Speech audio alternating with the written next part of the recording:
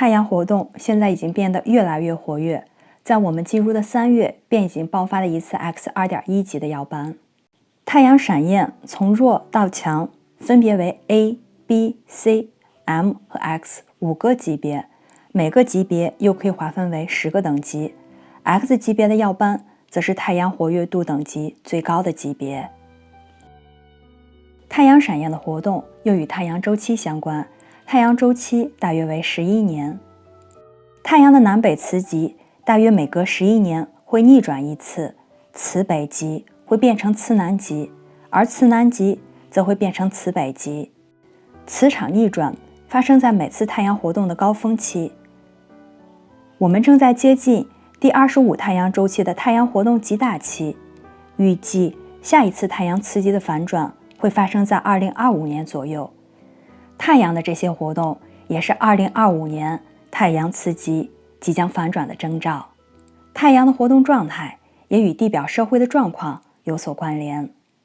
苏联科学家亚历山大·齐兹夫斯基的早期研究发现，人类历史上60%的社会动荡都是在太阳活动进入极大期的1年半以内发生的。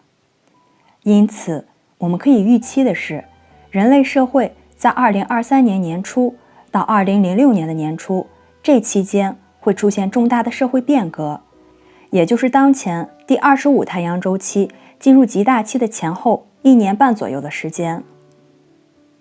接下来我要给大家展示一张图表，它揭示了太阳活动周期和人类社会活动之间的关系。太阳活动的循环周期大约是11年45天，太阳极大期大约会持续3年左右的时间。人们在这段期间容易受到民粹主义、军事领袖还有媒体的影响，各种想法会在社会当中迅速流传，民众呢也会在短时间内发起各种各样的群众活动。强大的太阳风暴活动也会干扰地球的磁场，造成卡林顿事件的发生，比如无线电通讯的中断，还有人造卫星故障等等。在地球的2极区域发生的令人赞叹的极光，也是太阳风与地球磁场互相作用的结果。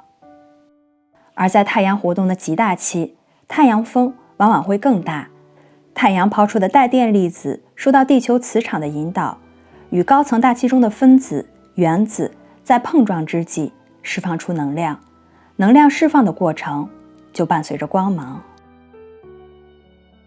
地球的磁场正在发生变化，这一部分我稍后也会讲到。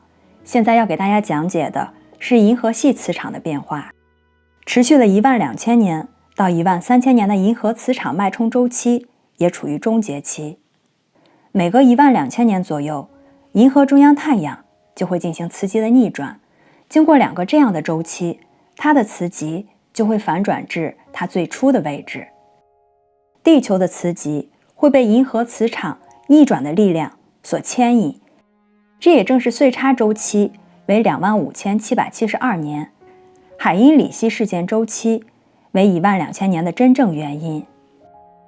最新的科学研究表明，银河系磁场的逆转是突发事件，只需要花费几年的时间。银河系磁场的逆转会触发太阳微新星事件，进而触发地球磁场的逆转。而地球磁场的强度已经在快速地进行下降了，为地球磁极的逆转进行着准备。地球磁场的强度变化可能如下图曲线所示，而曲线的紫色部分则是预测。当地球的磁场强度低于某个特定的阈值时，地壳的弹性和粘性就会发生突然的变化，从而允许地壳移动，物质层面的极移就会发生了。科学研究表明，地球的磁场在过去170年内大约降低了9%。也正因为地球磁场的减弱，我们近期看到的极光也更多的呈现出红色、品红色等绚烂的色彩，而之前我们所观察到的极光大约是以绿色为主。内蒙古的羊群在羊圈中转圈圈，天空中的飞鸟成群的盘旋，鱼群也在水中不停地转圈，而这些现象都是地球的磁场变弱的征兆。磁场的减弱让这些动物内在原有的导航系统不能正常的去发挥作用。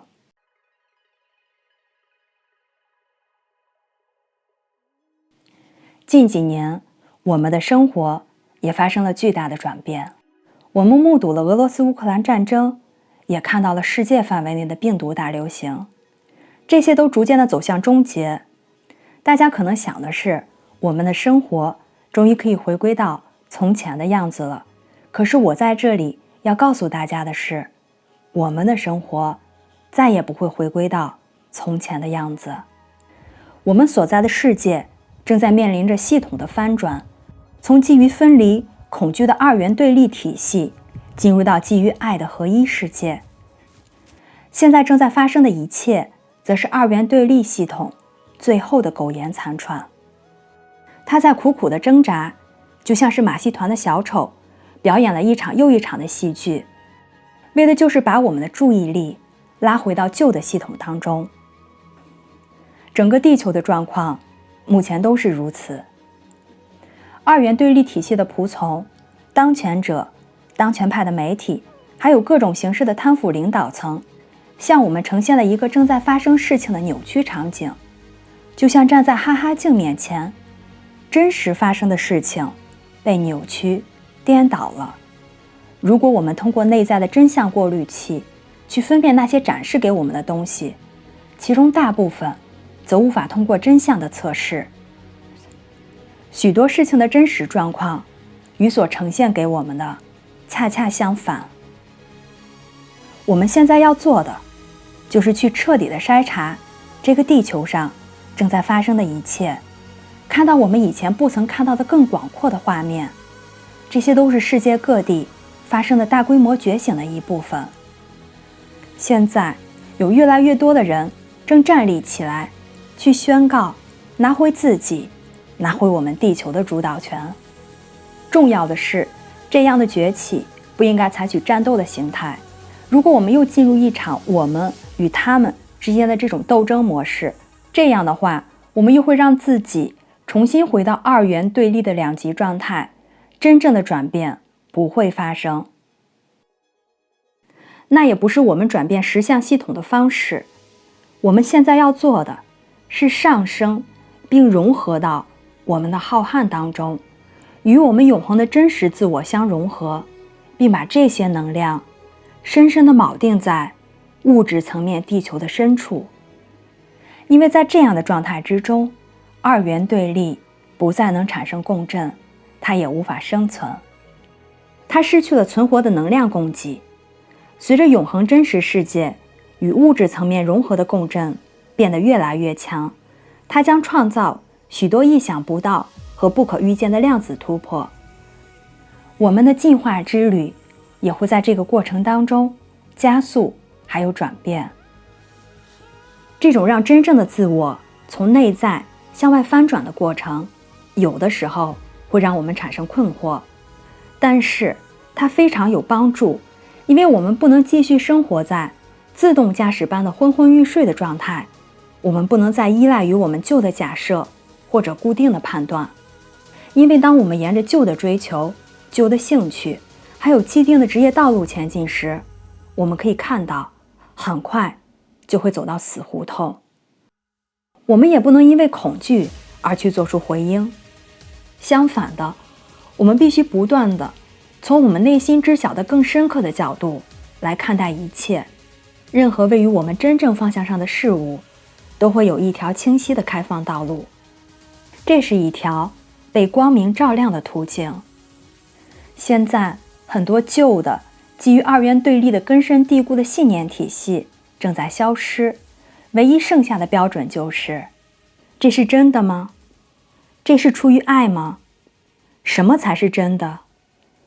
我们如何与此保持校准的状态？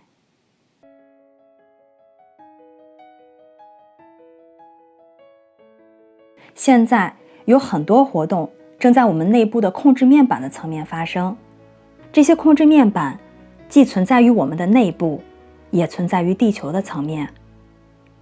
而这些地方正是我们可以做出重大改变的地方。在这里，我们可以改变我们的看法，我们的反应，我们去做事情和看待事物的整个方式。这些都是以前基于二元对立的错误误解。正是这些基于二元对立的错误观念还有误解，造成了很多问题的存在还有持续。我们也可以从这里找到解决问题的真正方法。要做到这一点，我们只需要在内在稍微转动某个按钮，或者去把指针翻转到一个新的位置。当我们这么去做的时候，我们会把自己从旧的基于二元对立的位置调整至永恒的真实位置上。这些微妙的动作非常的深刻，具有改变一切的力量。它们会把我们从过时的二元对立的立场当中解放出来，并让我们与更浩瀚的实相保持一致。重置我们内部控制面板，是解开我们过去卡住地方的关键之一。当我们去这么做的时候，我们就给予了自己去完全的融入新时间线的许可。我想以一段团结祈请词来结束这次的更新。